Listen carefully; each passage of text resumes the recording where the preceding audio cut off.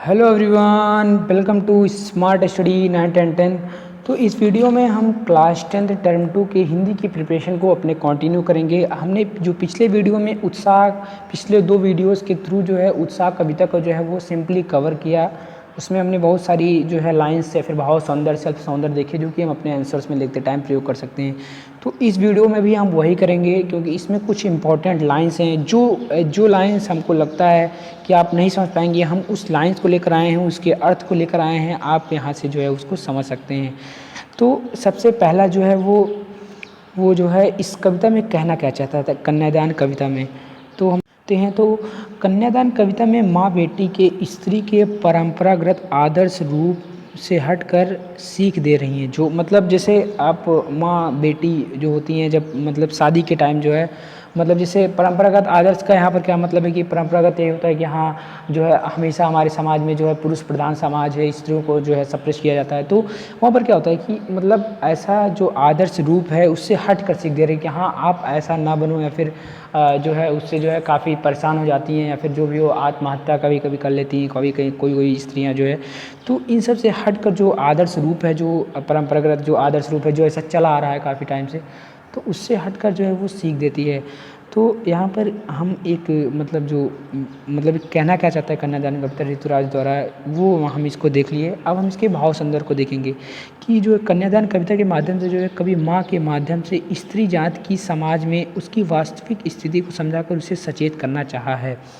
तो मतलब यहाँ पर क्या हो मतलब स्त्री जात की समाज में वास्तविक स्थिति का मतलब जैसे पुरुष प्रधान समाज है, तो मतलब ये उसी के जो थ्रू है कविता में जो माँ है उसके माध्यम से जो है ये वास्तविक स्थिति को समझाकर उसे सचेत करना चाहती है अपनी बेटी को कि हाँ हमारी बेटी के साथ ऐसा ना हो, वो सचेत रहे। तो इसलिए जो है वो बताती है। जैसे अब देखिए यहाँ पर कुछ लाइन्स हैं, हम इसके भाव सौंदर्य को समझ गए, पहले कविता किस लिए है फिर भाव सौंदर्य क्या है। कविता ये भी जो है बहुत ही सरल शब्दों में लिखी हुई है, तो उसको आप समझ सकते हैं सिंपली। जैसे कि अब जैसे यहाँ पर एक दो चीज़ हम अभी देखेंगे कि कोई कोई वर्ड है जो आपको समझ नहीं आएगा। जैसे यहाँ पर आप पढ़ेंगे तो अंतिम पूंजी, अब जैसे कितना प्रमाणिक था उसका दुख किसका दुख यानी कि माता का दुख। और अंतिम पूंजी क्या है, वो क्या है उसकी बेटी है अंतिम पूंजी के लिए।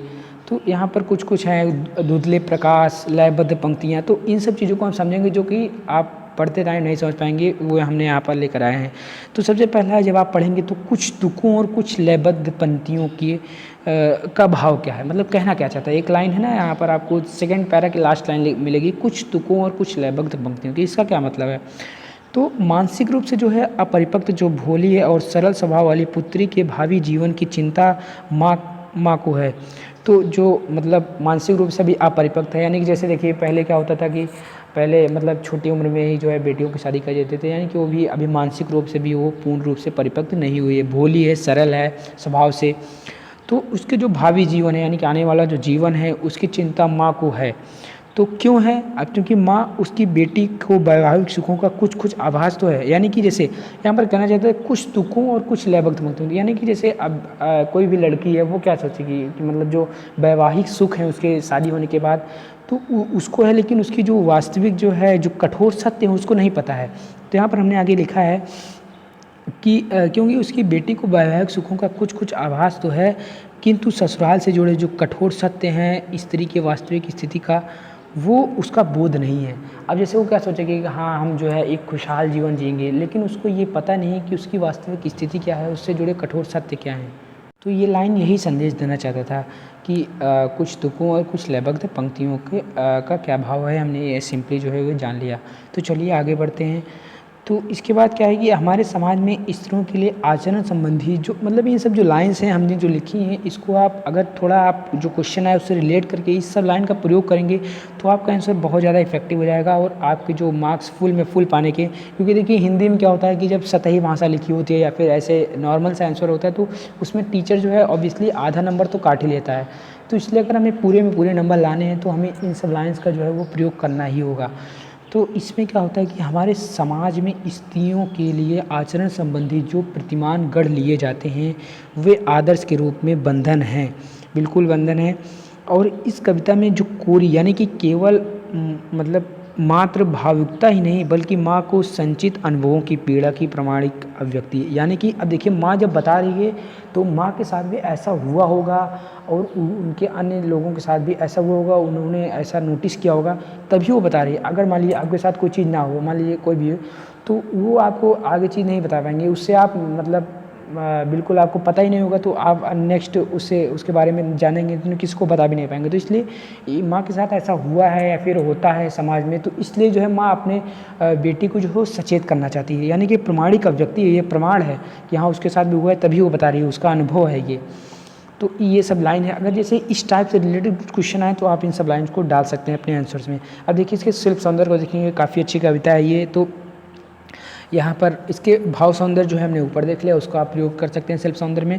तीसरा क्या है, भाषा हमें पता है सरल है, स्पष्ट है, भावानुकूल है, एकदम सिंपली जो है लिखी हुई है।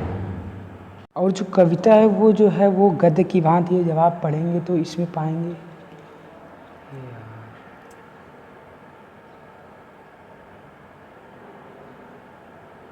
सॉरी माफ़ कीजिएगा, कविता जो है इसमें गद्य की भांति है, किंतु अर्थ जो है अर्थ तथा भावों की लय उसे गीतिमय बनाती है। यानी कि जो मतलब गीतिमय यानी कि हमें उसको गाया जा सकता है, जो उसका अर्थ है या फिर जो भाव है उसके अनुसार, हाँ कि कितना प्रमाणिक था उसका दुख लड़की को दान में देते वक्त, जैसे वो उसकी अंतिम जो इस टाइप जो है वो गीतिमय बनाया जा सकता है। लेकिन जो इसका जो गद्य है वो कविता जो है वो गद्य की भांति है। देखिए इसमें कुछ लाइन्स हैं, धुंधले प्रकाश, लयबद्ध पंक्तियाँ, तुक जैसे प्रतीकों के माध्यम से जो है पुत्री की मानसिकता को अत्यंत सुंदर ढंग से निखारा है। तो यहाँ पर ये भी एक इसका शिल्प सौंदर्य है, इसको आप प्रयोग सकते हैं। जैसे वह उसकी अंतिम पूजी, देखिए नेक्स्ट है, इसमें क्या है उत्प्रेक्षा अलंकार है, जैसे वह उसकी अंतिम पूजी हो। और उसके बाद क्या है, माँ के दुख को प्रमाणिक कहकर दुख की गंभीरता को बढ़ाया गया है। बिल्कुल यहाँ पर कितना प्रमाणिक था उसका दुख, यानी कि इसकी जो गंभीरता है कविता की उसको बढ़ाया गया है। यहाँ पर ये भी एक इसका शिल्प सौंदर्य है। अब इसके बाद क्या है, स्त्री जीवन के प्रति कवि हृदय की संवेदना का मार्मिक अभिव्यक्ति है। बिल्कुल यहाँ पर स्त्री जीवन के प्रति जो कवि हृदय है उसकी संवेदना का मार्मिक अभिव्यक्ति है। यहाँ पर हम जब कविता को पढ़ेंगे तो हम वहाँ से इसको देख सकते हैं। तो ये जो है कुछ शिल्प सौंदर्य थे इसमें। अब इसमें कुछ प्रतीकात्मक शब्द हैं जिसको आप जब पढ़ेंगे तो समझ नहीं पाएंगे कि हाँ भाई ये क्या कह रहा है, अंतिम पूजी क्या है या फिर धुंधले प्रकाश क्या है, तुकों लयबद्ध पंक्ति, ये सब मतलब क्या है। तो इसमें हम देखते हैं कि सबसे पहले प्रतीकात्मक शब्द में जो है वो है अंतिम पूजी। अंतिम पूजी क्या है, ये पुत्री का प्रतीक है, मतलब जो माँ है उसकी बेटी है वो अंतिम पूजी है, ऐसा मतलब वो कह रही है। बिल्कुल अंतिम पूजी है। उसके बाद मतलब इतना दिन जो है उसको पाल पोष कर वो बड़ा करती है, उसके बाद उसको मतलब जाना पड़ता है दूसरे घर, तो मतलब उसको बहुत ज़्यादा दुख होता है इस टाइम, तो इसलिए वो क्या कहती है, वो उसकी अंतिम पूजी है। धुंधला प्रकाश क्या है, वैवाहिक जीवन के सुखों का अस्पष्ट ज्ञान। धुंधला प्रकाश में क्या होता है कि हाँ हमें कुछ स्पष्ट रूप से दिखता नहीं है धुंधले प्रकाश में, मतलब जो भी हो। तो उसमें इसमें इसके मतलब नज़रिए से देखेंगे तो क्या है कि वैवाहिक जीवन के सुखों का अस्पष्ट ज्ञान। तीसरा क्या है, कुछ तुकों और लयबद्ध पंक्तियों का, इसका मतलब होता है जीवन के सुखों का मधुर पक्ष। यानी कि वो हाँ थी ना कि भाई कुछ तुकों और कुछ लयबद्ध पंक्तियों के वो पाठिका थी, पाठिका हुआ धुंधले प्रकाश की, कुछ तुकों और कुछ लयबद्ध पंक्तियों की, यानी कि जो मधुर पक्ष है, मतलब कि हाँ हम लोग सेटल हो जाएंगे या फिर हम लोग अच्छे से वैवाहिक जीवन जिएंगे, सुख से जिएंगे, हमारे कोई मतलब किसी प्रकार से प्रॉब्लम नहीं होगी। तो ये सब मतलब उस लड़की को जो है वो ऐसा लगता था, लेकिन जो सच्चाई है उसकी माँ उसको मतलब उसके प्रमाणित व्यक्ति है, मतलब वो बता रही है उसको, इसीलिए तो मतलब ये कविता है। तो इसलिए जो है ये भी एक प्रकार का एक प्रतीकात्मक शब्द है जो एक प्रतीक के रूप में है, जिसका अर्थ जो है कुछ और है।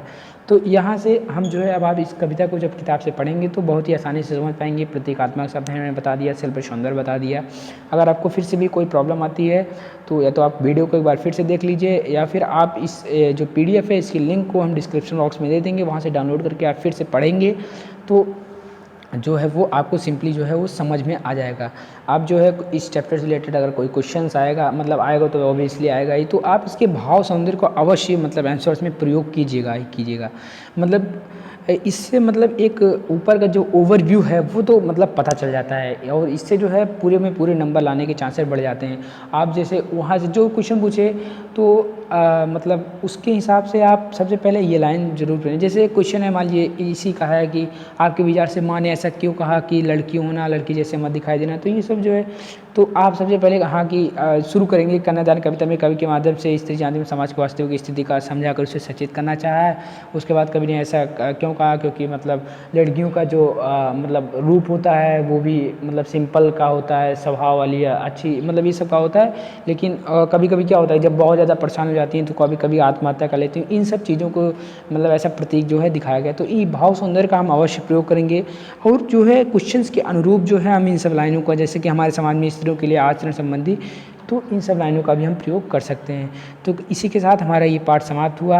अब हम नेक्स्ट वीडियो में जो है वो लखनवी अंदाज जो कि स्टोरी है उसको हम देखेंगे। तो फ्रेंड्स, अगर आपको वीडियो पसंद आई हो तो आप अपने फ्रेंड्स के साथ शेयर कीजिएगा ताकि वो लोग भी जो है इन सब चीज़ों की जान पाएँ और आसानी से अपने उस उत्तर को लिखें और ताकि जो है उनके भी पूरे में पूरे नंबर आएँ। तो friends, thanks for watching this video. और हाँ, जो है आप लोग जो है वीडियोस तो देख लेते हैं लेकिन हमारे चैनल को जो है वो सब्सक्राइब नहीं करते, तो इसलिए जो है आप जो है हमारे चैनल को भी सब्सक्राइब कर दीजिए ताकि और भी आपके लिए ऐसी वीडियोस जो है वो हम लाते रहें। तो friend, thanks for watching this video. मिलते हैं नेक्स्ट वीडियो में।